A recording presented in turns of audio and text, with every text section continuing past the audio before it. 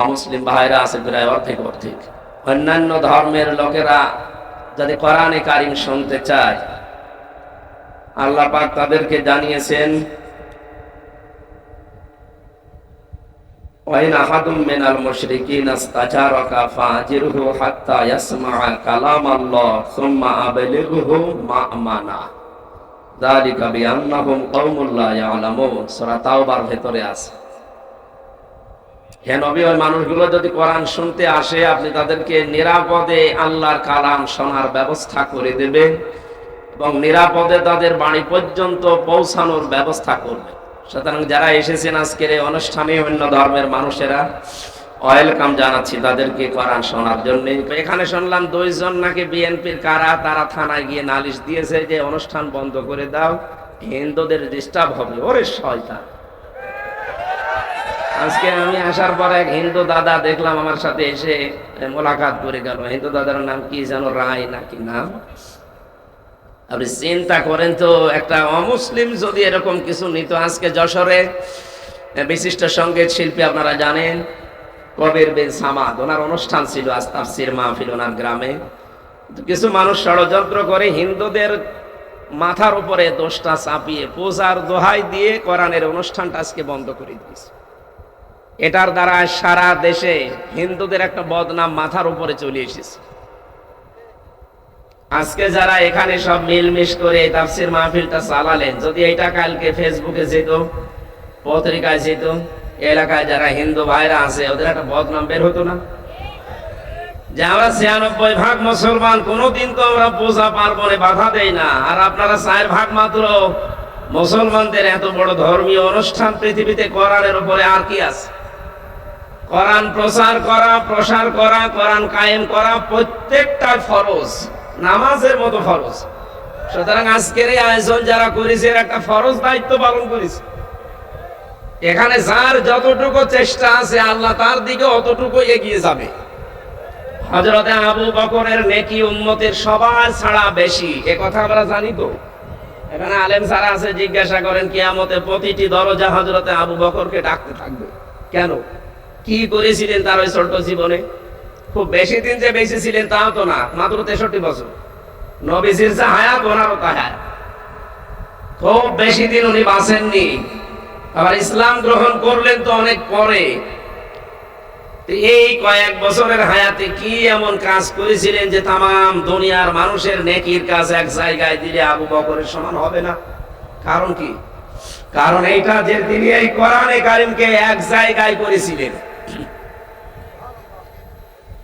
এটা এক জায়গায় করার কারণে কিয়ামত পর্যন্ত মানুষ এটা যারা পড়বে প্রতিটি অক্ষরে 10টা করে নেকি হবে, ওনার আমলনামায় অটোমেটিক আল্লাহ পাঠিয়ে দেবে। আমাদের যেহেতু 60 বছর, 70 বছর, 80 বছরের উপরে হায়াত থাকে না, এর ভেতরে আর কয় বছরই বা ইবাদত করি? উনি যা কয়ে গেছেন কিয়ামত পর্যন্ত ওনারটা ফ্লেক্সিবল হতেই থাকবে, হতেই থাকবে। এজন্য তামাম দুনিয়ার মানুষ যাই করুক, একটা করে পার্সেন্টেজ ওনার আমলনামায় যাবে। তা আমরাও যদি কোরআন কেন্দ্রিক কিছু করে যাই, হয়তো এখানে 100 বছর পরে একটা মানুষও আমরা এই জমিনে থাকবো না, সব কবরের বাসিন্দা হব। এখানে যারা আছে 100 বছর পরে একটা মানুষকে এখানে এসে পাবে না, না, এখানে নতুন মানুষ এসে জমিন চাষ করবে। সুতরাং কিসের জন্য এত বড়াই দেখাচ্ছেন? কিসের জন্য এত অহংকার করেন? হিন্দু ভাইদেরকে উল্টা পাল্টা বুঝিয়ে আপনি কোরআনের অনুষ্ঠান বন্ধ করে দিলেন, খুব লাভবান হয়েছে। এটা তো প্রচার করা ফরজ ছিল। কারণ আমি আগেই বলেছি, এটা শুধু মুসলমানদের কিতাব না, হাদা বায়ানুল লিন্নাস হুদাল লিন্নাস, এটা সবার জন্য বক্তব্য আছে, আর সবার জন্যই হেদায়েত আছে যদি শর্তগুলো মানুষ মেনে নিতে পারে।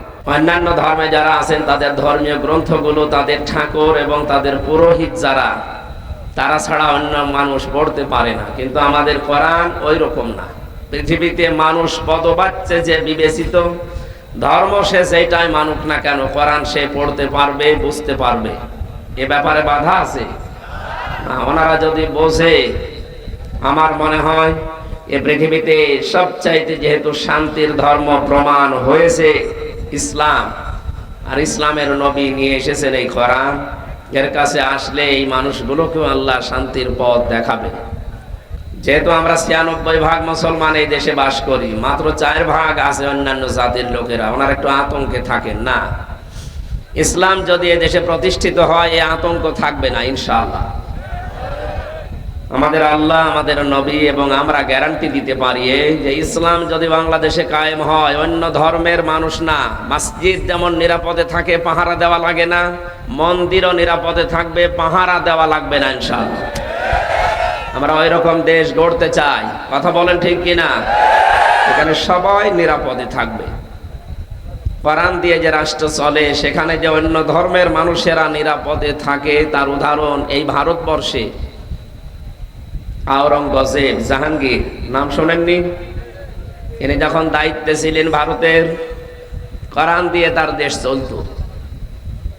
এক হিন্দু বুড়ি মহিলা তার যুবতী পুত্রবধূকে নিয়ে এসে বলেছিল, হারুন, জাহাঙ্গীর,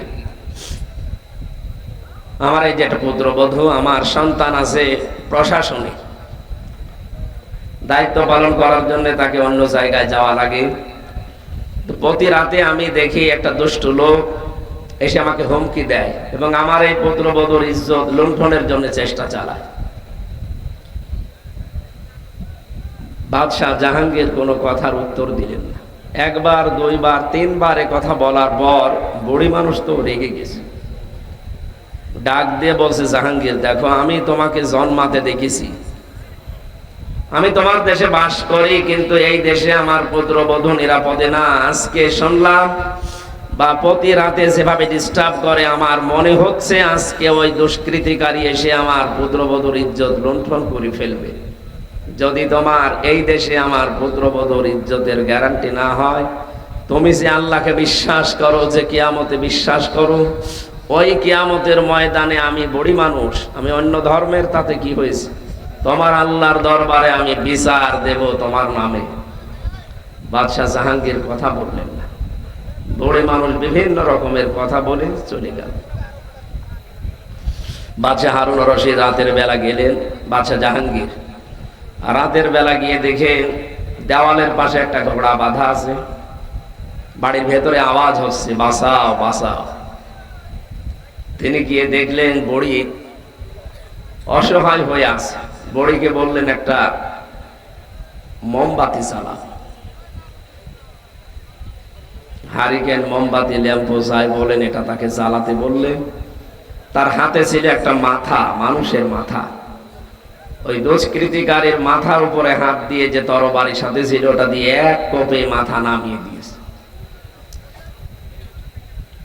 বুড়িকে যখন বললেন যে আলো জ্বালাও, মোমবাতি, লম্প, হেরিকেন জ্বালাও তাড়াতাড়ি, জ্বালানোর পরে মাথাটা রাখলেন আলোর কাছে, কিছুক্ষণ দেখে ছেড়ে দিলেন বিসমিল্লাহ বলে।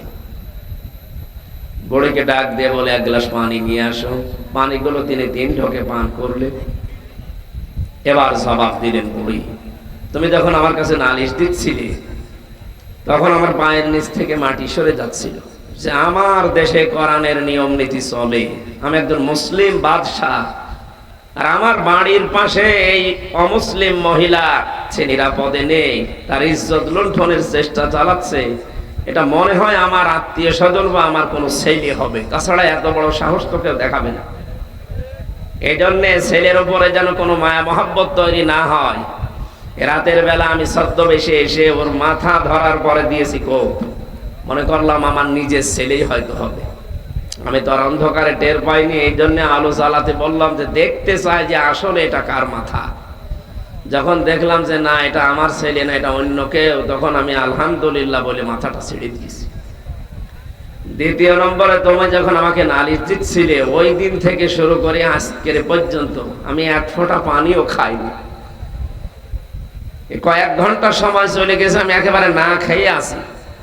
আমি চিন্তা করলাম, কিয়ামতে তুমি আমার নামে মামলা দেবে, আমি মামলার আসামি হয়ে যাব, এখান থেকে আমাকে মুক্ত হওয়াই লাগবে। এই কারণে আমি না খেয়ে টেনশনে ছিলাম। এখন তোমার হাত থেকে কেবলমাত্র পানি পান করলাম।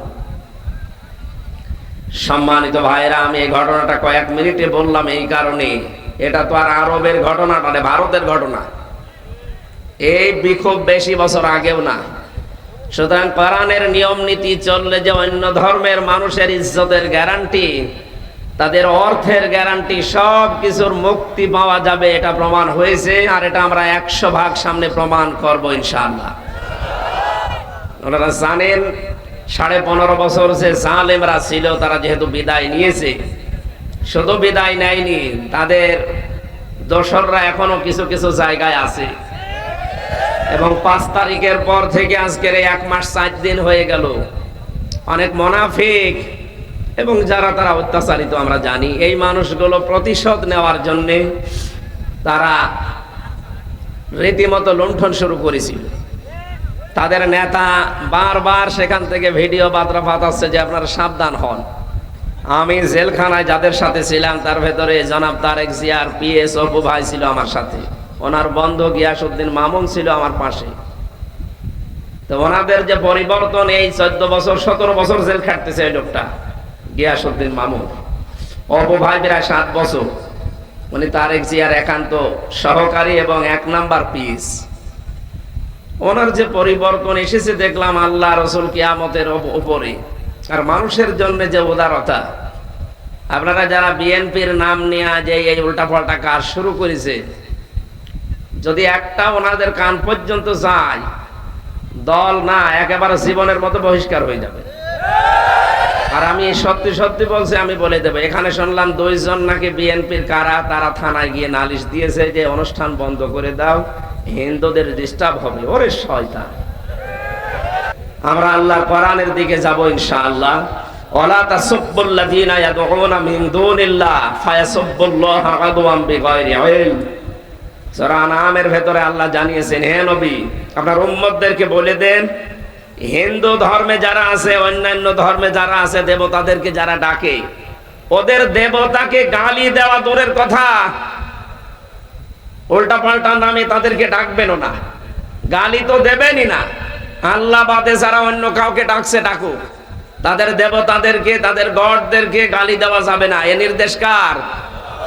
জোরে বলেন কার? এটা রেকর্ড হচ্ছে, শুধু এই দিনাজপুরে না, কালকে সারা পৃথিবীতে যাবে। আমি 18 কোটি মুসলমানের স্পিকার হয়ে কথা বলছি।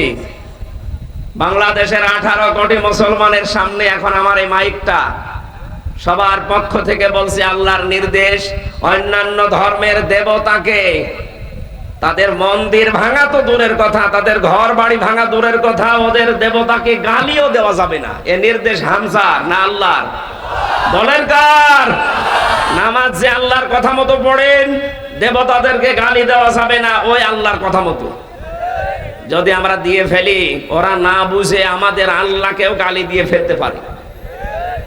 এই জন্য আল্লাহ নিষেধ করেছেন, যেখানে দেবতাকে গালি দেওয়া নিষেধ, সেখানে কোনোদিন দেবতার মন্দির ভাঙা জায়েজ হতে পারে? কখনো না। এই জন্য আমার বক্তব্য ক্লিয়ার কাট। আমাদের এই দেশে মসজিদ যেমন পাহারা দেওয়া লাগে না, নিরাপদে থাকে, আমরা চাই ওদের মন্দিরগুলো, মণ্ডপগুলো যেমন নিরাপদে থাকে। যতদিন আল্লাহ তাদেরকে সত্যের আসল পথ না দেখায়, ওনারা করতে থাক, কিন্তু আমরা যাব না। যারা বলেন যে ধর্ম যার যার উৎসব সবার, এই কথাটা ঠিক না। কারণ এই যে উৎসব, এটা কিন্তু একটা ইবাদত। আমাদের যেটা চলছে এটা কি বলেন তো?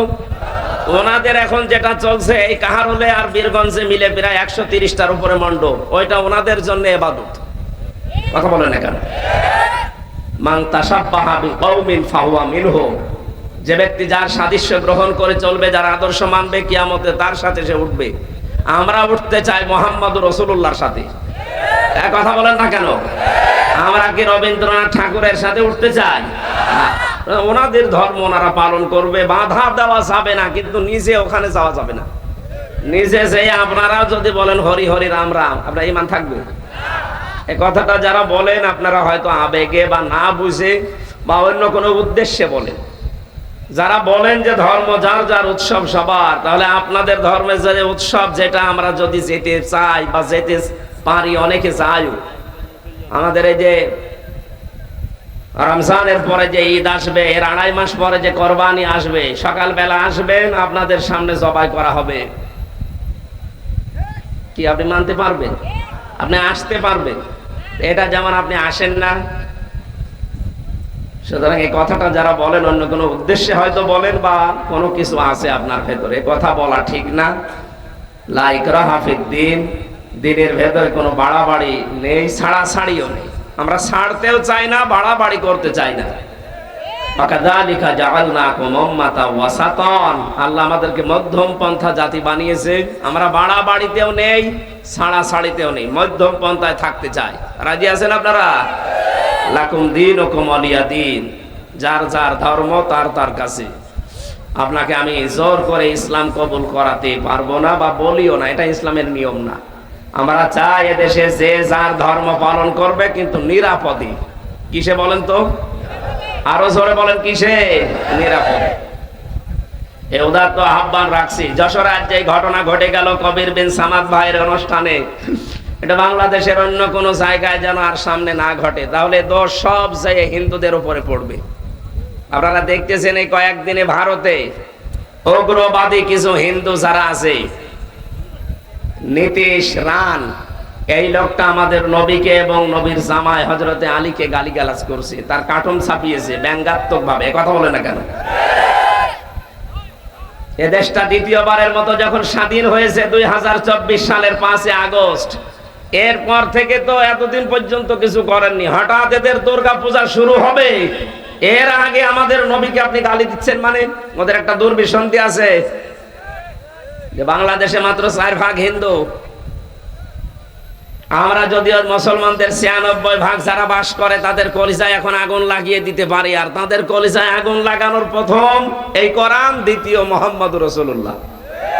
একে যদি কেউ কিছু বলে মুসলমানের কলিজায় আগুন লাগবে। ওরা সাথে মাতাল হলো তাহলে ঠিক আছে, এই কাজটা করে আমাদের অন্তরে আগুন লাগিয়ে দিয়েছে। আমরা যেন রাগ করে আজ হিন্দুদের বাড়ি ঘরে আক্রমণ করি, তাদের পূজা মণ্ডপ পুড়িয়ে দেয় না। আমরা অত পাগল শামসুদ্দিন না। এই কথা বলেন না কেন? খুব সতর্ক থাকা লাগবে, ওদের ফাঁদে পা দেওয়া যাবে না।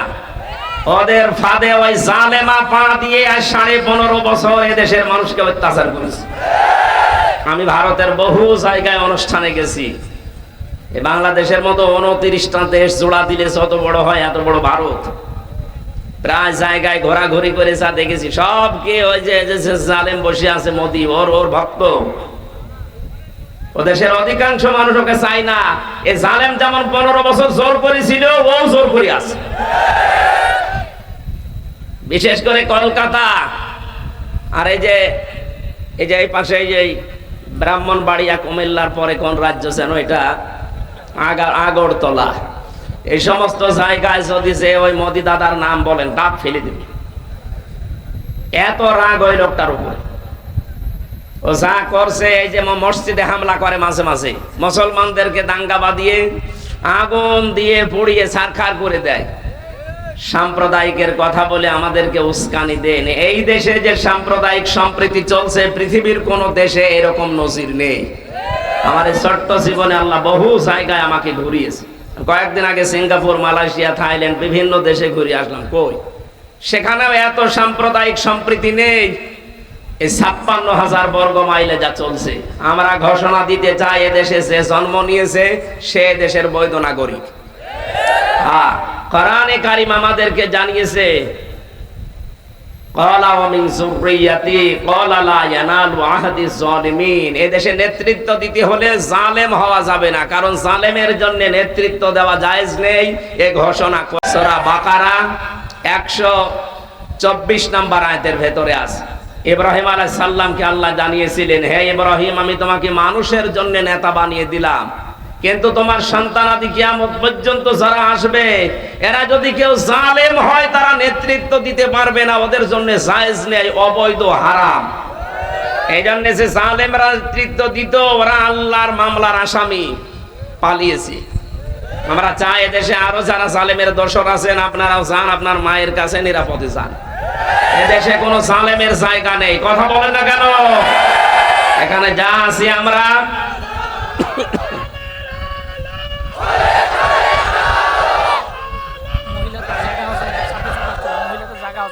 কি করা যায়? বসেন। সম্মানিত ভাইরা, মা বোনেরা, মেয়েদের প্যান্ডেলে মনে হয় জায়গা হচ্ছে না, বারবার কমিটি আসতেছে। আপনারা একটু সামনের দিকে জায়গা থাকলে একটু এগিয়ে বসেন। একটু চেপে চেপে বসেন। কোরআনের এই অনুষ্ঠানে এসে একটা সুযোগ আছে আমাদের, আমরা জান্নাত পাবো কিনা জানি না, এই গ্যারান্টি আছে আমাদের? বলেন। কোরআনে কারিমে সূরা মুজাদালায় আল্লাহ জানিয়েছেন, কোরআন শুনতে এসে কোন ইমানদার মানুষ যদি একজন আরেকজনকে একটু জায়গা করে দেয়, আল্লাহ নিজে তার জন্য জান্নাতে একটা জায়গা বরাদ্দ করে রাখে। জান্নাত পাবো কিনা এই গ্যারান্টি নেই, কিন্তু একটা জায়গা বরাদ্দ হচ্ছে। সুতরাং এই সুযোগটা কেউ কাজে লাগানো, যে যারা দাঁড়িয়ে আছে ওদের একটু বসতে দিলে হয় না? একটু যে দিচ্ছে চাপবে কোথায়, তো প্যাকেট হয়ে যাবে।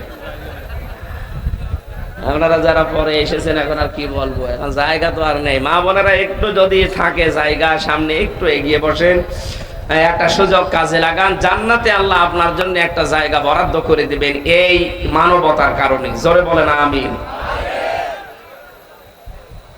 সম্মানিত ভাইরা, আমরা কোরআনে কারীম যারা শুনতে এসেছি, কোরআন কিভাবে শোনা লাগে, এই কোরআন কি করে শোনা লাগে, কি পদ্ধতিতে কোরআন উপস্থাপন করা লাগে, এর ভেতরে আছে না? কিভাবে শুনতে হয় আর কি করে বলা লাগে, আমরা এই দুইটা আগে নিয়ে আসি। আল্লাহ পাক বলেন, ওয়াইদা কুরিয়াল কুরআনু ফাসতামিউ লাহু ওয়ানসিতু লাআল্লাকুম তুরহামুন। কোরআন যখন পড়া হয় তোমাদের সামনে তখন চুপ থাকবা। 2 নম্বরে দিলের কান লাগিয়ে শুনবা। চুপ থাকাও ফরজ, শোনাও ফরজ। যেহেতু এখন আরম্ভ হয়ে গেছে, সুতরাং চুপ থাকতে হবে। নামাজে দাঁড়িয়ে যেমন চুপ থাকেন, 2 নম্বরে শুনতেও হবে, তাও যেমন তেমন ভাবে না, দিলের কান লাগিয়ে শোনা লাগবে। এ নির্দেশ কার? এখন আমি যেহেতু বলার জন্য বসলাম, কিভাবে আমি উপস্থাপন করবো এ ধরন আল্লাহ আমাকে 1500 বছর আগেই দিয়ে দিয়েছে। কোরআনে কারীমের সূরা আরাফের 1 নাম্বার আয়াতে আল্লাহ ঘোষণা দিচ্ছেন যে এইভাবে আমার বান্দা বান্দীদেরকে কোরআন শোনাবা। কিতাবুন উনজিলা ইলাইকা ফালা ইয়াকুন ফি সাদরিকা হারাজুম মিনহু লিতুনযিরা বিহি ওয়া যিকরা লিল মুমিনিন। আল্লাহ পাক বলেন এই একটা কিতাব। এই আবার বলছি, এখন যেহেতু কোরআন আরম্ভ হয়েছে, শুনতেও হবে, চুপও থাকা লাগবে, দুইটাই কি। এরপরও যদি কেউ কথা বলে, আপনি আল্লাহর ভাষা বোঝেননি, ফাযাক্কির বিল কুরআনি মা ইয়াখাফু ওয়াঈদ, so admonish and over by the holy Quran him who fears my threat। আল্লাহ বলেন কোরআনের উপদেশ আপনি তাদেরকে শোনাবেন যারা আল্লাহর থ্রেটের ভয় করে, ধমকের ভয় করে। আমি আল্লাহর ভাষা দিয়ে বোঝালাম, এরপরও যদি কেউ কথা বলেন, আপনি আল্লাহর ধমককে তো ভয় করছেন না, আপনার জন্য এই মাহফিল না, আপনি চলে যান। ওই যে চলে যাচ্ছে, যাক, এই যান, তাড়াতাড়ি যান, যান যান, চলে যান। আমরা এসেছি যেহেতু ইবাদত মনে করে, যেহেতু পুরাটা অনুষ্ঠান যেন ইবাদত, আমাদের যেন নামাজের মতো আজকে সওয়াব হয়, এরকম মন দিয়ে শোনে। আল্লাহ পাক বলেন এই একটা কিতাব, পৃথিবীতে কিতাব এই একটাই, আর দুনিয়ায় যা আছে সব এই কিতাবের ব্যাখ্যা, হাদিসও এই কিতাবের ব্যাখ্যা। অংশিলা ইলাইকা, হে নবী আপনার প্রতি যেটা নাজিল করা হয়েছে, হারাজুম মিনহু লিতুনযিরা বিহি, এ কোরআন দিয়ে যখন মানুষদেরকে আপনি উপদেশ দেবেন, মানুষের সামনে যখন এর বক্তব্য উপস্থাপন করবেন, আপনার মনের ভেতরে যেন তখন আবার কোনো সংকীর্ণতা, দ্বিধা, দ্বন্দ্ব, ভয়, ভীতি, সংশয়, সন্দেহ এগুলো যেন কাজ না করে। ওয়াযিকরালিল মুমিনিন, কোরআন মুমিনদের জন্য উপদেশ। জোরে বলেন সুবহানাল্লাহ।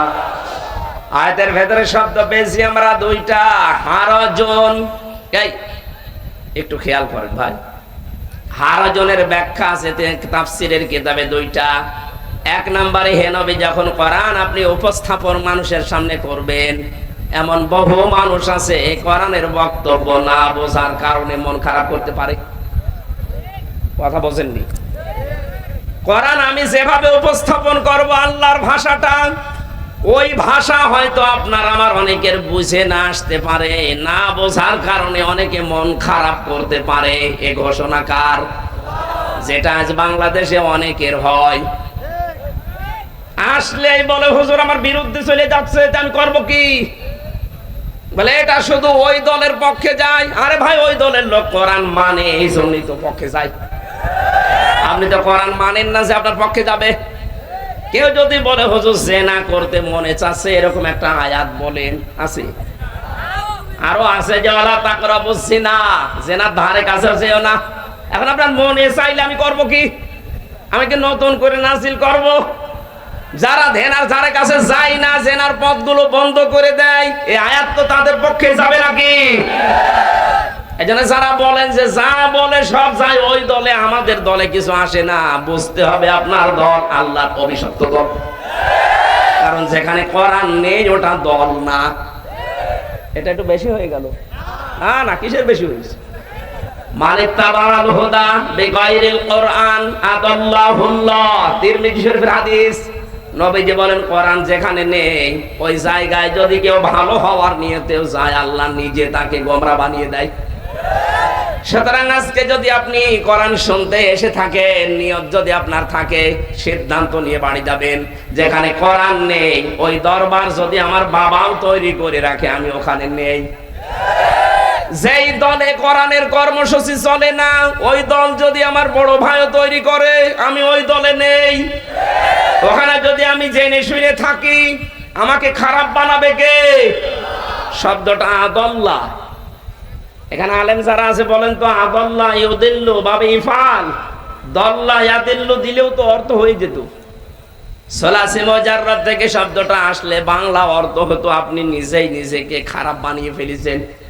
কিন্তু আদাল্লাহ শব্দ বাবে ইফাল থেকে আসার কারণে বাংলা অর্থ দাঁড়িয়েছে আপনার নিয়ত ভালো ছিল, কোনো জায়গায় যাচ্ছিলেন, সে কোনো দল করেন, কোনো দরবার বলেন, কোনো পূজার মণ্ডপে বলেন, নিয়ত ভালো ছিল, কিন্তু কোরআন সেখানে নিয়ে কোরআনের কর্মসূচি ছিল না। এই জন্য আল্লাহ নিজে দায়িত্ব নিয়ে আপনাকে আরো খারাপ বানিয়ে দেবে।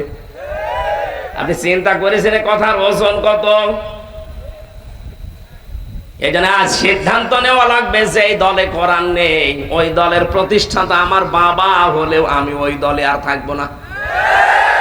আমি যদি ভালো হওয়ার নিয়তে ওই দলে থাকি, আমাকে খারাপ বানিয়ে দেবে কে? এটা মানবেন কারা দেখি? লিল্লাহি তাকবীর। এই আন্দাজে হাত তোলা যাবে না, বুঝে শুনে হাত তোলেন। কোরআন যে দলে নেই ওখানে আপনি আর মরণ পর্যন্ত থাকতে পারবেন না। এবার হাত তোলেন। আবার হাত তুলছে মানে আন্দাজে, এটা যেন মেনে নিতে পারেন তারা হাত তোলেন। দেখেন তো হাত তোলেনি কে? আলহামদুলিল্লাহ, এই মাহফিল সাকসেস হয়ে গেছে। আমি মোনাজাত করে দিলাম, আর কিচ্ছু লাগবে না ভাই। এটা ঠিক থাকবে তো? আগে সামিয়ানা পার হলে আগে যা ছিলেন তাই। সুলাইমান নবী আলাইহিস সালামের জামানার একটা কাহিনী পড়েছিলাম তাফসিরে সূরা নমলের তাফসিরে। সুলাইমান নবী একবার জিনদেরকে বললেন একটা মসজিদ তৈরি করো। ওরা মসজিদ তৈরি করার পরে আবার ভাঙ্গা আরম্ভ করেছে। সুলাইমান নবী এসে বলে কই মসজিদ? বলে বানিয়েছিলাম আবার ভেঙে ফেলেছি। কেন? তা আপনি তো বলেননি যে মসজিদ বানানোর পরে কি করা লাগবে? দেখলাম কাজ কাম নেই, করবো কি? ভেঙে ফেলি। সুলাইমান নবী বলেন ঠিক আছে মসজিদ বানাও, এটা শেষ হয়ে গেলে একটা কুকুরের লেজ সোজা করবা। ঠিক মসজিদ কমপ্লিট করে কুকুর নিয়ে এসে লেজ ধরে টানে, লম্বা হয়ে যায়, যে ছেড়ে দেয় আবার কাছে যায়। কি গো একে কুকুর, এভাবে হবে না, তেল মোবাইল নিয়ে আয়। তেল মোবাইল নিয়ে টানে, হ্যাঁ লম্বা হয়ে গেছে, যেই ছেড়ে দেয় আবার যা ছিল তাই।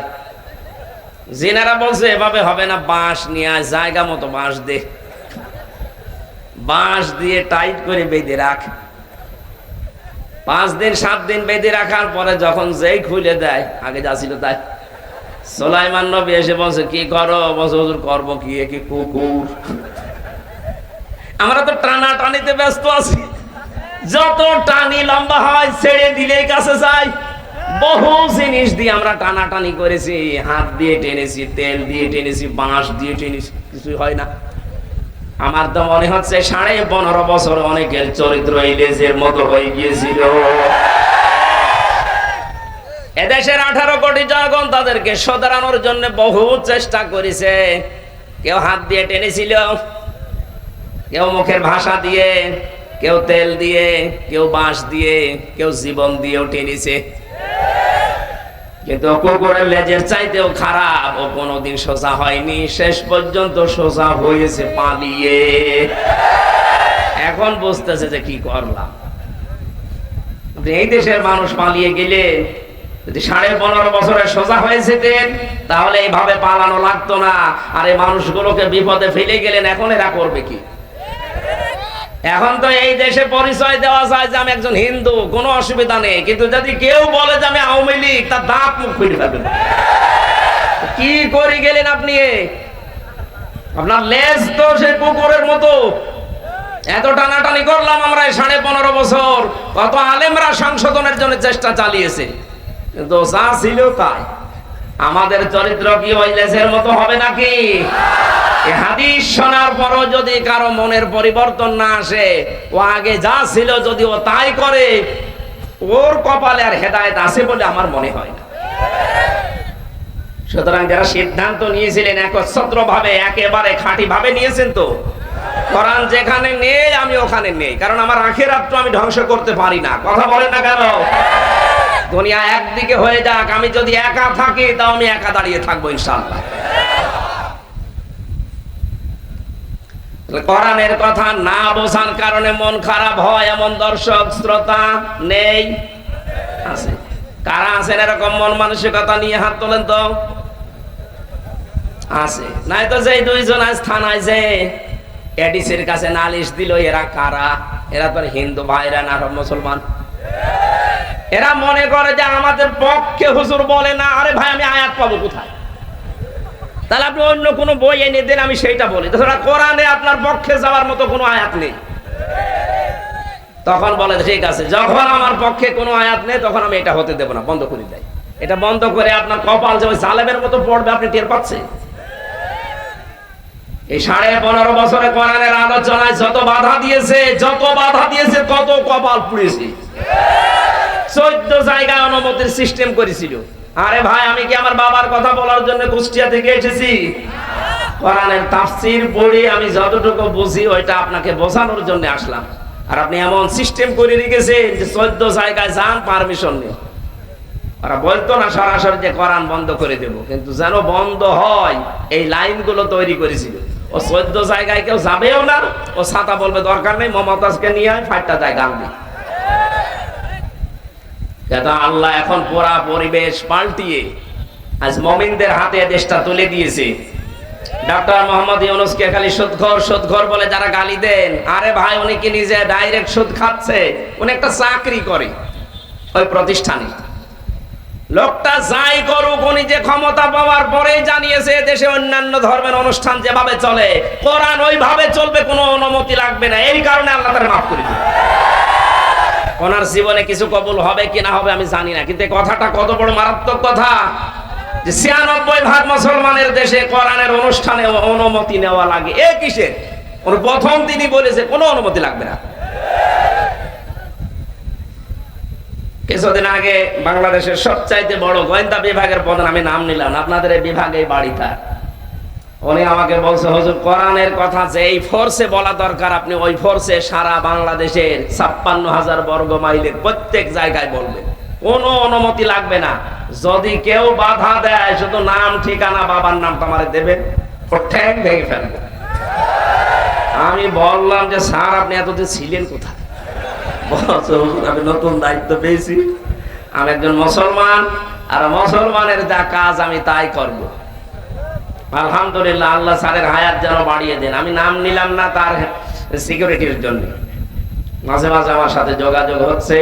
কোন জায়গায় এখন আর বাধা নেই। আগে যে প্রশাসন বাধা দিত, সে প্রশাসন আজকে বলছে হুজুর তাড়াতাড়ি আসেন, আপনার কেন তুলে দিই। কারণ সবার প্রতি এখন একই নির্দেশ সারা বাংলাদেশে যে কোরআনের অনুষ্ঠানে কোনো বাধা নেই। এই কিছু মুনাফিক নামধারী মুসলমান এরা হট্টগোল করে, ওরা জানে যে কোরআন আলোচনা হলে আমাদের কোনো কথা এর ভেতরে নেই। আপনার ভেতরে যদি কোনো কথা কোরআনে না থাকে, ওই রকম কাজ কারবার করা যাবে? আমি আপনাকে বাঁচাতে চাচ্ছি, আর আপনি দৌড় দিয়ে জাহান্নামে যেতে চান, যান, দরকার হয় লাথি দিয়ে আরো ফেলে দেবো, যান। প্রথম নাম্বার হারাজনের ব্যাখ্যা কি বলেছিলাম, আমি বানিয়ে বলছি নাকি? যত তাফসীর আছে বাংলাদেশে আপনি আসেন, আমি দেখিয়ে দিচ্ছি। এক নাম্বার ব্যাখ্যা এইটা যে কোরআন উপস্থাপন করতে গেলে এমন কিছু মানুষ আছে তারা না বুঝে বিরোধিতা করতে পারে। ওই জামানায় করেছিল, এখনো করছে, এটা কিয়ামত পর্যন্ত করবে। আর যারাই করবে তাদের কপাল আবু লাহাবের মতো, আবু সেহেলের মতো পুড়বে। সে 1400 বছর আগে ওরা মারা গেছে, এখনো পর্যন্ত ওদের নামে বরদোয়া থেমে নেই। কথা বলে না কেন? কারণ কি, ওরা কোরআন বিরোধী ছিল। 1400 বছর আগে মারা গেছে হযরত ওমর, হযরত আবু বকর সিদ্দিক, তাদের নামে বরদোয়া না, দোয়া থেমে নেই। সারা পৃথিবীতে তাদের জন্য দোয়া হয়। কথা বলে না কেন? সুতরাং আপনাদের জীবন, আমাদের জীবন হযরত ওমরের মতো যেন হয়, আবু লাহাবের মতো যেন না হয়। হয়তো আমরা কেউ এখানে 100 বছর পরে কেউ থাকবো না, কিন্তু এখান থেকে 200 বছর পর যারা আসবে তারা নাম জানে। যদি যে আমক লোক এই বীরগঞ্জে কাহারলে আল্লাহর কোরআনে বাধা দিত, আপনার জন্য দোয়া করবে? 200 বছর পরও আপনি কবরে এই ফ্লাক্সি লোড হয়ে ওদের বরদোয়া যাবে, আর যা পাওয়ার আপনি তাই পাবেন। যেন নিজের কপাল নিজে নষ্ট করেন না। দ্বিতীয় নম্বর ব্যাখ্যাটা বলবো, হে নবী, আপনি যখন কোরআন প্রচার করবেন, উপস্থাপন করবেন মানুষের সামনে, আবহমান কাল থেকে ওই দেশে ওই এলাকায় এমন এমন ইবাদত মানুষ জারি করে রেখেছে ইসলামের নাম দিয়ে, অথচ ওটা ইবাদত না। আপনি কোরআন বলতে গেলে ওই ইবাদত গুলো তো টিকবে না, কারণ কোরআনে কারিমে নির্ধারিত করা আছে ইবাদতকে। কি কোরআনে 500 আয়াত আছে শরীয়তের বিধান, আপনি 501টা বানাতে পারবেন না। একটা বানাতে গেলে হয় আপনাকে বানানো লাগবে। কথা বলে না কেন? 500 আছে কোরআনে কারিমে শরীয়তের বিধান, এরপরে 501টা বানাতে পারবেন? বানাতে গেলে আপনাকে নাজিল করা লাগবে। নাজিল হবে আর আরো জোরে বলেন, কিয়ামত পর্যন্ত মানব জাতির জন্য আর একটা কথাও নাজিল হবে না। যা হওয়ার সবের ভেতরে আছে। দিন যত যাবে তত কোরআন থেকে মানুষ গবেষণা করে নতুন তথ্য বের করতে পারবে। জোরে বলেন সুবহানাল্লাহ। এখান থেকে 1000 বছর আগে, এদিকে তাকান, 1000 বছর আগে এই কোরআনের তাফসীর যারা লিখেছিল, এটা নাজিল হয়েছে কত বছর? 1400 বছর। কত বছর? এই 1400 বছর, 1000 বছর মনে করেন আগে যারা এর তাফসীর লিখেছে, না লিখে নাই? 700 বছর আগে যারা তাফসীর লিখেছে, 500 বছর আগে যারা তাফসীর লিখেছে, তখন কি কম্পিউটার ছিল? এই ক্যামেরা ছিল? Video, mobile? কথা বলা লাগবে। তখন তারা কোরআনে কারিমের তাফসীর লেখে নাই। আল্লাহ রাব্বুল আলামিন কোরআনে কারিমে সূরা, এটা জিলজালের ভেতরে আছে সম্ভবত, মাফামাইয়া আমাল মিসকালা যাররাতিন খায়রান ইয়ারা ওয়া মাইয়া আমাল মিসকালা যাররাতিন শাররান ইয়ারা। সূরা জিলজালের শেষ আয়াত এগুলো, শেষ দুইটা আয়াতে আল্লাহ জানিয়েছেন কোন মানুষ যদি যাররা পরিমাণ ভালো কাজ করে কিয়ামতে সে দেখতে পাবে। কিয়ামতের ময়দানে যাররা পরিমাণ খারাপ কাজ হলেও দেখতে পাবে। এই বাংলার মুসলমানেরা, এই আয়াতের তাফসীর যারা 1000 বছর আগে লিখেছে, এই ক্যামেরা, ভিডিও, মোবাইল এগুলো যখন ছিল না, তখন তারা কি লিখেছে? কারণ একটা জিনিস অতীত হয়ে যাওয়ার পরে ওটা আবার দেখা যায়। এই ভিডিও আবিষ্কার হওয়ার আগে কথা মানুষকে বোঝানো সম্ভব ছিল না। একটা জিনিস অতীত হয়ে গেছে, ওটা 10 বছর পরে আবার হুবহু ওইভাবে দেখা যায়। ভিডিও ক্যামেরা আবিষ্কার হওয়ার আগে এটা কাউকে বোঝাতে আপনি পারতেন? তাহলে এই আয়াতের তাফসীরে যে এরো আছে, এরো মানে চোখ দিয়ে দেখা। কিন্তু আমরা তাফসীরে, আমরা এর আগের যে পুরাতন তাফসীর আছে সেখানে পড়েছি, কেউ যদি যাররা পরিমাণ ভালো মন্দ কাজ করে কিয়ামতে তাকে দেওয়া হবে। দেওয়া হবে মানে দেওয়া আরবি তো এরো না, দেওয়া আরবি আতা। আতা উতু, তাকে দেওয়া হবে। এই শব্দ আল্লাহ দিতে পারতেন না? আল্লাহ ওই শব্দ জানে না। কথা বলে না কেন? আল্লাহ জানে। সূরা আনামের 44 নম্বর আয়াতের মাঝের অংশে ওই উতু শব্দটা আছে। হাত্তা ইযা ফারিহু বিমা উতু আখাযনাহুম বাগতাতান ফাইযা হুম মুবলিসুন। বলেন আল্লাহু আকবার। ওই যে ওখানে মাঝখানে উতু শব্দটা আছে, ওটা আতা এত উতু, ওই শব্দটা ওখানে বাংলা অর্থ হচ্ছে আপনাকে দেওয়া হবে। আর এখানে আল্লাহ ইয়ারা দিয়েছেন, র ইয়ারা মানে এই যে চোখ দিয়ে দেখা। দেখার যতগুলো আরবি আছে, আমি যতগুলো আরবি পড়েছি তার ভেতরে দেখা মানে এই চোখ দিয়েও মানুষ দেখে, গবেষণার দৃষ্টিতেও দেখে, কিন্তু সেই দেখা ইয়ারা না। এই চোখ দিয়ে যেটা দেখা হয় সেটা আরবিতে র বলে, আর যেটা গবেষণা করে দেখা হয় ওইটাকে বলেন নাজারা। সূরা হাশরের ভেতরে পাবেন ইয়া আইয়ুহাল্লাযীনা আমানুত্তাকুল্লাহা ওয়াল তানজুর নাফসুম মা কদ্দামাত লিগাদ ইলা আখির আয়া। ওখানে নাজারা আছে, কি আছে? নুন জর। নাজারা মানে গবেষণা করে দেখা, এই চোখ দিয়ে দেখা না। চোখ দিয়ে দেখার আরবি র, এখানে আল্লাহ কি দিয়েছেন? র।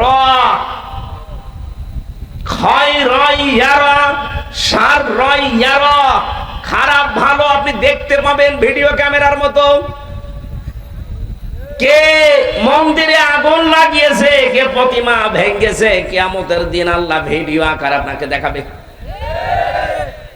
এখন ক্যামেরা আবিষ্কার হওয়ার আগে, আজ থেকে 700 বছর আগে যদি আপনি এই কথা মানুষকে বলতেন, মানুষ ওই সময় আপনাকে পাগল বলতো। এ কি বলে, যেটা অতীত হয়ে গেছে ওটা আবার দেখা যায়। কিন্তু এখন যদি আপনি এই যে আমার ছোট মেয়ে যেটা, ওরেও বলেন যে এটা কিন্তু দেখা যাবে 2 বছর পর, ও বিশ্বাস করবে, কারণ ও দেখতেছে যে এটা দেখা যায়।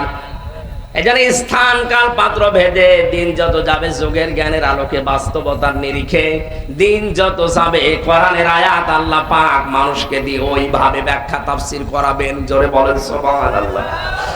হে নবী, আপনি যখন তাফসীর করতে যাবেন, হয়তো ওই দেশে এমন এমন নিয়ম নীতি পালন করে মানুষ যেগুলো ইসলাম মনে করে আবহমান কাল থেকে চলছে, কিন্তু আসলে ওইটা ইসলাম না।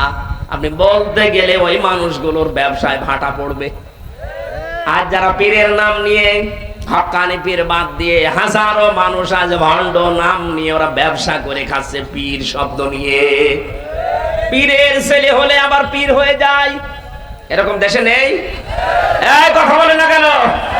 এটা শুধু বাংলাদেশে একটা দরবারে এখন নেই, তাছাড়া বাকি সব জায়গায় একটাই। চট্টগ্রামের মরহুম মাওলানা আব্দুল জব্বার রহমতুল্লাহ আলাইহি বাইতুল শরফে যিনি আছে, শুধু এইটা বাদ দিয়ে বাংলাদেশে এখন আমি আর কোনো জায়গায় পাচ্ছি না। যদিও এর আগে শাহ কুতুবউদ্দিন রহমতুল্লাহ আলাইহি ছিলেন, এরপরে আবার ওই আব্দুল জব্বার সাহেবের ছেলে এখন পীর হয়েছে, কিন্তু ওনার পরে ওনার ছেলে হতে পারেনি। এই দরবারটাই শুধু দেখলাম, বহু দরবারে ঘুরে দেখলাম না, এই নিয়ম নীতি নেই। আরে ভাই, ইসলামের সাথে কোরআনের সাথে যেটা মেলে না, ওটা কি পীরের দরবার হতে পারে?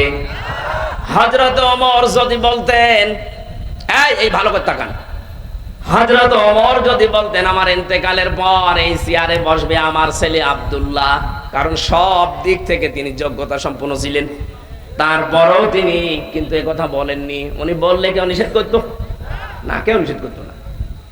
তারপরও বলেছেন আমার ইন্তেকালের পরে আমার সন্তান আব্দুল্লাহ যেন না বসে। সাহাবীদের ভেতর থেকে পরামর্শ করে যাকে যোগ্য মনে করো তাকে বসিয়ে দিও, আমার ছেলে যোগ্যতা, তারপরও বসবে না। কারণ আমার ইন্তেকালের পরে মানুষ বলবে ওমর মারা গেছে, মারা যাওয়ার আগে ছেলেকে বসিয়ে গেছে চেয়ারে। আপনার বিবেক কি মরে গেছে নাকি?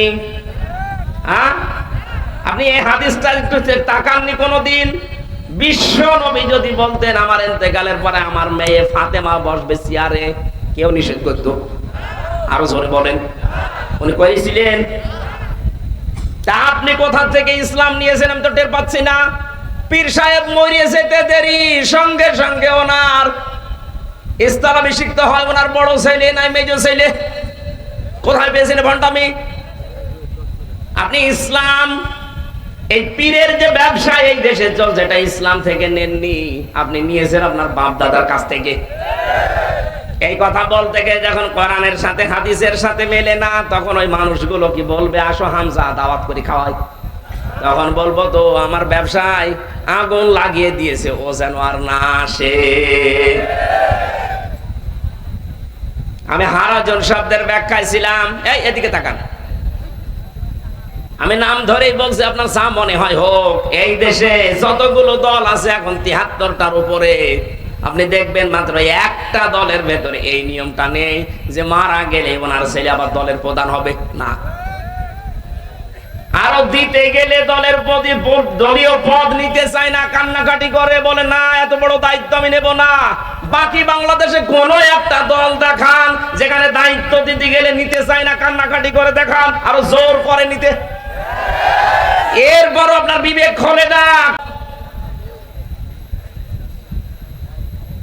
উনি মারা যাচ্ছে, ওনার মেয়ে বসবে চেয়ারে, উনি মারা যাচ্ছে, ওনার বউ বসবে চেয়ারে। কোথায় পেয়েছেন ভণ্ডামি? এটা যেহেতু ইসলামে নেই, আমরা ওইটা মানি না। আপনি কি ইসলাম নেবেন বাবার কাছ থেকে না নবীর কাছ থেকে? আরো জোরে বলা লাগবে। এটা যদি স্বীকার করেই নেন যে আমি নবীর কাছ থেকে ইসলাম নেব, এই দেশে এই নিয়মে যেটা চলছে আপনাকে সেইটা মানার আহ্বান জানাচ্ছি। এখন আপনার বিবেকে যদি সাই না দেয়, মনে করবেন বিবেকের উপরে কুকুরে পোশাক করিস। বলছে ঠিক। হারাজনের ব্যাখ্যা করতে গেলে যারা আন্দাজে ইবাদত বানিয়ে নিয়েছেন, আন্দাজে দরবার বানিয়ে নিয়েছেন, ওগুলো তো টিকবে না। তখন ওই মানুষগুলো হে নবী দেখবেন আপনার কথা শোনার পরে আপনার হাদিয়া তোফা নজর নিয়াজ বন্ধ করে দেবে, এমনকি তারা আপনার জানের শত্রু হয়ে দাঁড়াবে। এটা ১৫০০ বছর আগে হয়েছে, এখনো হচ্ছে, কিয়ামত পর্যন্ত হতেই থাকবে। কিন্তু কোরআনে কারীম যেভাবে প্রচার করা দরকার ওইটা বন্ধ হবে না। বন্ধ করা যাবে? যেভাবে আল্লাহ দিয়েছেন আমরা ওইভাবেই প্রচার করতে চাই। আল্লাহ আমাদের তৌফিক দেন, বলেন আমিন। সূরা আনআম থেকে আমরা একটা আয়াত পড়ছি, তাফসীর আকারে কথা বলার চেষ্টা চালাবো ইনশাআল্লাহ। জবান খুলে কোরআনের সোনালী আয়াত একটু পড়েন আগে। আউযু বিল্লাহি মিনাশ শাইতানির রাজীম। বিসমিল্লাহির রহমানির রহিম। قل تعالوا واتلوا ما حرم ربكم عليكم ألا تشركوا به شيئا وبالوالدين إحسانا।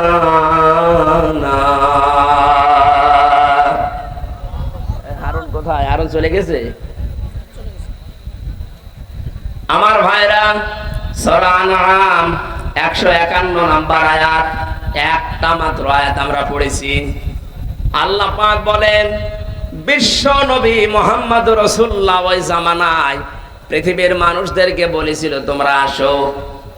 এই এখন যদি নবী বেঁচে থাকতেন আর এই দিনাজপুরের কাহারোলায় যদি আসতেন, এই ময়দানে বসে যদি বলতেন তোমরা আসো আমার উম্মতেরা, ও পৃথিবীর মানুষেরা, আমার উম্মত বলে যারা দাবি করো তারা আমার কাছে আসো, এখানে বসো, আমি তোমাদেরকে আল্লাহ কোন কোন বিষয় হারাম করেছে ওইগুলো তেলাওয়াত করে করে শোনাই।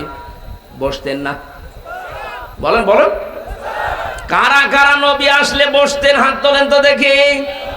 এই আন্দাজ হাত তুলবেন না, আমার শিক্ষা আছে। লিল্লাহি তাকবীর। আলহামদুলিল্লাহ। ভাই নবী যেহেতু এখন আর নেই, নবীর নায়েব আছে, নায়েবে রাসূল, তার ভেতরে আমিও একজন, এটা মানেন তো? বিশ্ব নবী এসে যেভাবে তেলাওয়াত করে করে শোনাতেন, মনে করেন ওইভাবে আমি এখন করব। এতে কে খুশি হবে কে বেজার হবে ওইটা দেখতে গেলে তো তাফসীর হবে না। আমরা নবীজির ওই পন্থা অবলম্বন করছি। এবার আল্লাহ পাক বলেন, কুল, হে নবী আপনি বলুন, তাআলাও তোমরা সবাই আসো, আতলু আমি তেলাওয়াত করে শোনাই। কে বলছেন বলেন তো? নবীজি। নবীজিকে দিয়ে আল্লাহ বলাচ্ছেন, নবী আপনি বলেন যে তোমরা আসো দিনাজপুরের মানুষেরা আমার সামনে বসো, আমি তেলাওয়াত করে তোমাদেরকে শোনাই। মা মানে যা, হারামা আল্লাহ হারাম করেছেন, রব্বুকুম তোমাদের রব, আলাইকুম তোমাদের উপরে, তোমাদের রব যিনি তোমাদেরকে বানিয়েছেন, কি কি বিষয় তোমাদের জন্য দুনিয়ায় হারাম, তোমাদেরকে আমি এটা তেলাওয়াত করে করে শোনাই। তার ভেতরে 5টা বিষয় এখানে আছে। কয়টা? আমরা যেহেতু 500 আয়াত শরীয়তের বিধানের ভেতরে 5টা এখন পাবো, এই 5টা অন্তত আজকে শুনে যায় যেগুলো হারাম। তাহলে হারাম কাজ যদি আমরা জেনে শুনে করে থাকি, আমাদের জন্য জান্নাত ও হারাম। আরো জোরে বলেন। এবার একটা একটা করে মিলাবেন, এগুলো আমাদের জীবনে আছে কিনা। যদি থাকে আজকেই বাদ দেওয়া লাগবে, আর যদি না থাকে ওগুলো থেকে যদি না থাকে তাহলে মারহাবা, আমি জীবনে অনেক ভালো কাজ করে ফেলেছি।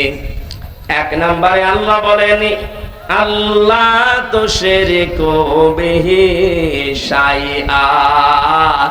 হে নবী আপনার উম্মতদেরকে আপনি তেলাওয়াত করে শোনান, 1 নম্বরে আল্লাহ তোমাদের উপরে হারাম করেছে তার সাথে শিরিক করা যাবে না।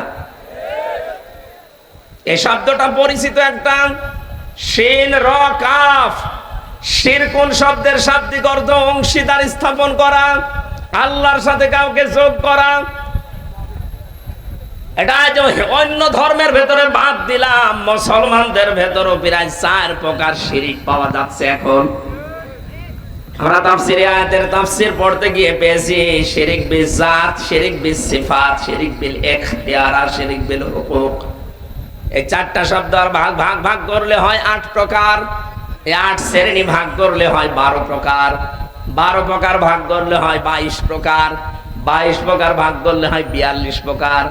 ওই 42 প্রকার ভাগ ভাগ করা আছে 72 প্রকার। 72 প্রকার ভাগ করে মুফাসসিরিন ইকরামে শিরিক বানিয়েছে 120 প্রকার। এই শিন র কাফ এই শব্দের ভেতরে এত কথা আছে, 120 দিন সময় লাগবে শুধু এই আয়াত বলতে। এত কথা আল্লাহ আয়াতের ভেতরে লুকিয়ে রেখেছেন। যত সংক্ষেপে পারা যায় আমরা সামারাইজ করে খুব তাড়াতাড়ি ডেলিভারি দিচ্ছি। আল্লাহ রাব্বুল আলামিন বলেন, আমি আল্লাহর জাতের সাথে আপনার উম্মতদেরকে বলেন তারা যেন শিরিক না করে। আল্লাহ কয়জন? আরো জোরে বলেন।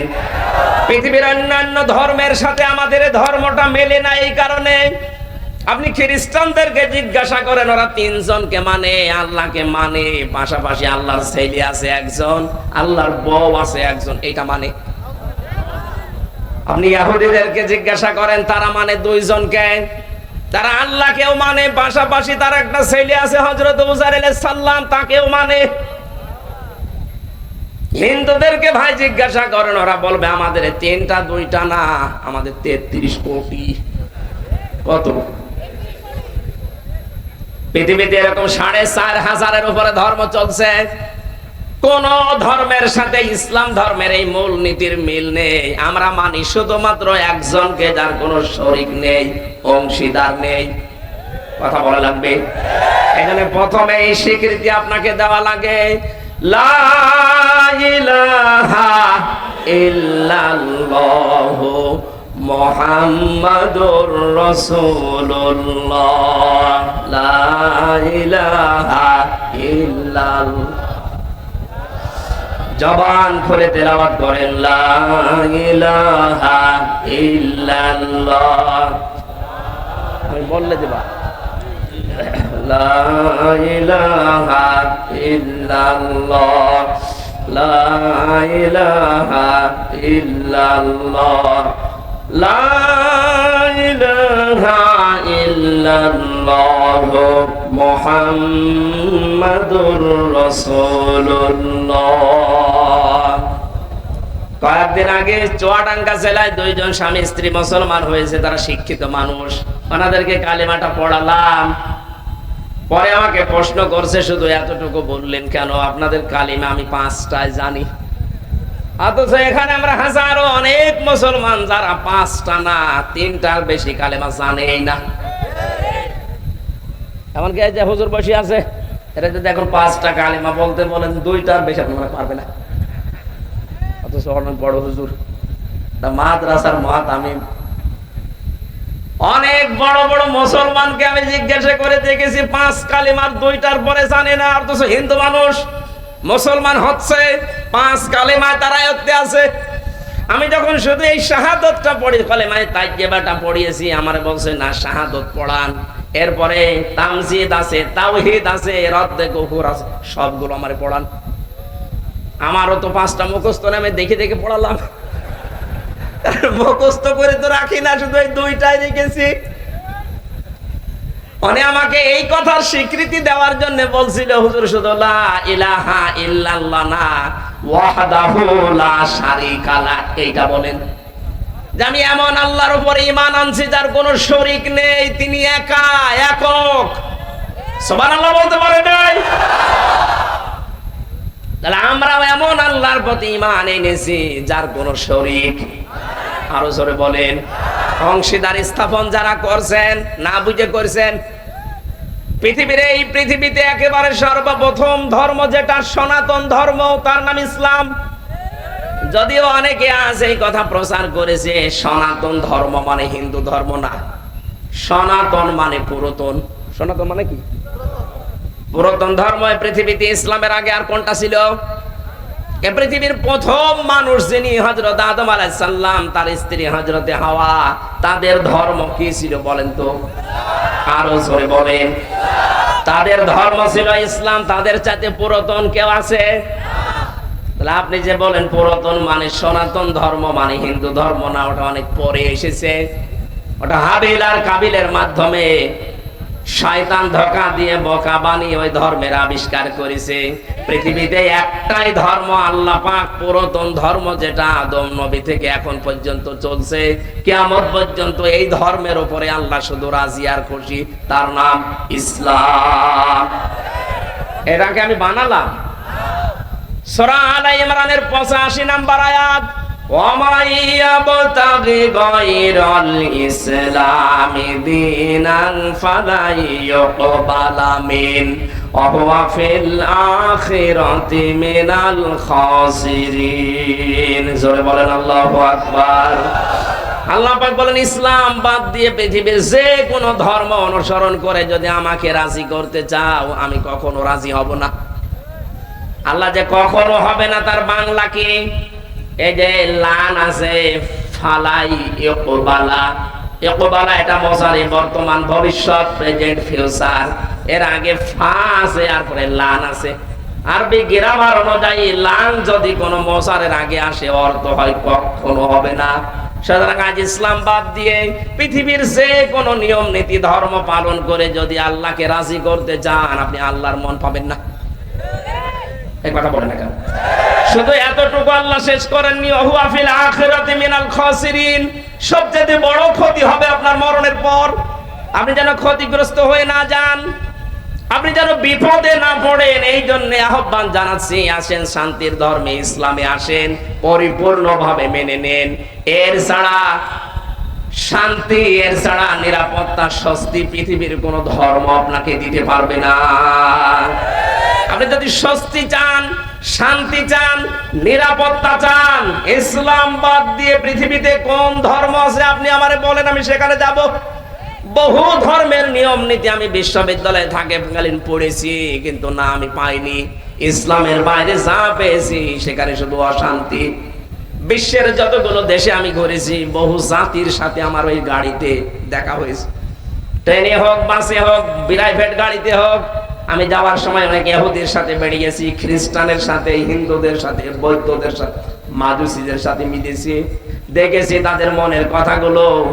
ওরা নিজেরাই যখন একান্তে থাকে বলেছে, না, পৃথিবীর একটাই মাত্র ধর্ম আছে শান্তি, স্বস্তি, নিরাপত্তা দিতে পারে, তার নাম ইসলাম। যদিও বাপ দাদার ধর্ম পালন করি, বা বংশের কারণে, প্রতিবেশীর কারণে, প্রভাব প্রতিপত্তির কারণে সঠিকটা বলতে চাই না। আমি নিজে পরীক্ষিত, যখন বরিশালে পড়তাম ওই সময় ব্রিজ ছিল না, যাওয়া লাগতো লঞ্চে, নৌকায়। যে লঞ্চ, ছোট ছোট লঞ্চ যেগুলো বৃষ্টি বা বাদল আসলে, ঝড় উঠলে কাঁপাকাঁপি করতো।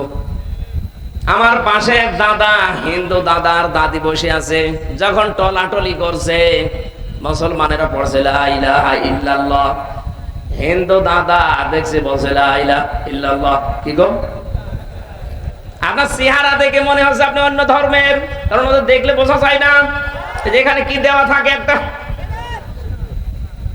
বললাম দাদা মুসলমান হয়েছেন কবে? হয়নি। কি পড়েন?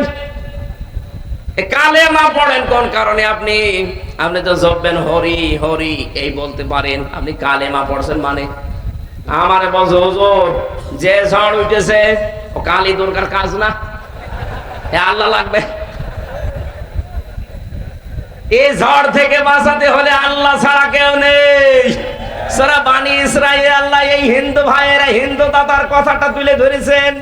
হে নবী, যখন বিপদে মানুষ পড়ে দেখবেন পৃথিবীর যে কোনো মানুষ তখন আল্লাহ বাদার কাউকে ডাকে না। এটা আমি নিজে সরাসরি দেখলাম, উনি নিজেই জপতেছিল লা ইলাহা ইল্লাল্লাহ। তখন আর কালী দুর্গা বা অন্য কিছু আমাকে বাঁচাবে এই বিশ্বাস তাদের আর হয় না। হ্যাঁ, এটাই স্বাভাবিক। জেলখানার ভেতরে আমি অনেকখানি হিন্দুকে পর্যন্ত পড়িয়েছি, অন্য ভাষা।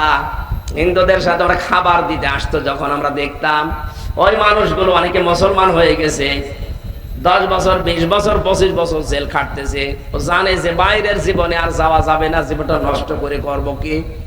শান্তির ধর্ম এখানে আছে, আমরা মেনে নেই। ওখানে জসিমউদ্দিন রহমানী মাওলানা ছিলেন, আপনারা জানেন, ওনার হাতে বহু মানুষ মুসলমান হয়েছে ভেতরে। আমাদের যারা খাবার দিয়েছে তো আমি নিজেও দেখেছিলাম, এই মানুষগুলোর পরিবর্তন আসতেছে মুসলমানদের এই আচার আচরণ কৃষ্টি কালচার দেখে। ওরা দেখতেছে পৃথিবীর কোন ধর্মের ভেতরে শান্তি নেই, স্বস্তি পাওয়া যায় না, নিরাপত্তা নেই। গভীর রজনীতে মুসলমান আলেমেরা যখন রাতের বেলায় ফাঁসির কন্ডেম সেলের ভেতরে তাহাজ্জুদ পড়ার জন্য উঠতো, নামাজ শেষ করার পরে 2 রাকাত 4 রাকাত 8 রাকাত পরে দেখতাম আলেমরা কান্না। বিশেষ করে মাওলানা শাখাওয়াত হোসেন রাজি, মাওলানা জুনায়েদ আল হাবিব, মাওলানা মামুনুল হক এত বেশি কন্দন করেছে। আর আমি যেহেতু ডাক্তার শফিকুর রহমানের সাথে 4 দিন ওনার ঘরে যেতাম, তাহাজ্জুদের নামাজ আদায় করে এত গভীর ভাবে কান্নাকাটি করতেন। শুধু ওই ছেলে গেছে এই কারণে না, নিজের অপরাধ বোধ জাগ্রত হতো। নিজের পেছনের জীবনের দিকে তাকানোর পরে এত বেশি কন্দন করেছে, যেহেতু কন্দনটা মন থেকে আসতো, এই জন্য প্রভাব পড়তো।